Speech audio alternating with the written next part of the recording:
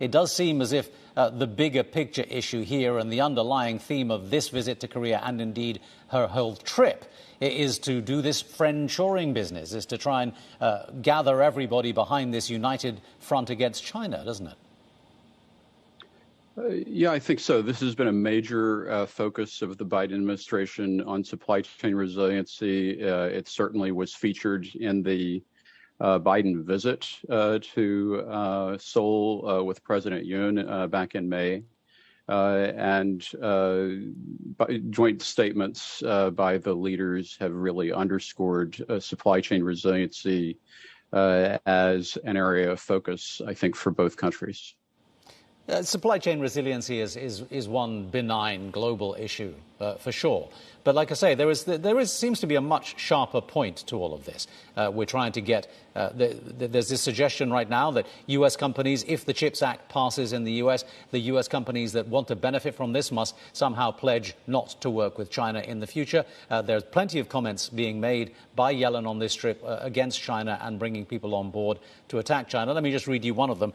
We cannot allow countries like China to use their market position in key raw materials, technology or products to disrupt our economy or exercise unwanted geopolitical leverage. If Biden had said this in Saudi Arabia, we cannot allow countries like Saudi to use their market position to exercise unwanted geopolitical leverage, it would have been a massive story. Yeah, and what's really interesting about that is that the U.S.-South Korea joint statements have not mentioned China. Yellen is directly calling out China on her way to South Korea.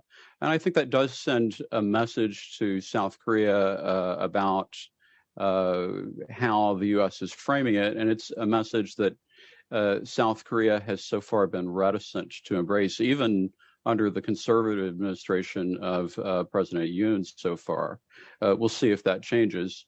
It doesn't change the fact that South Korea has made a big bet in terms of high-tech investment in the United States, and that does represent a turn away from past significant investments in China.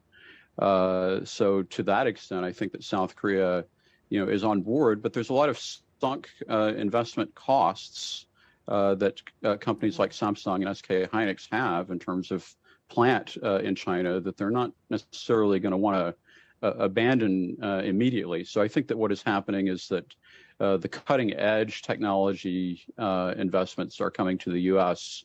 and the legacy investments will just be allowed to earn what they need to earn what they can, but not draw in any new cutting edge investments to China.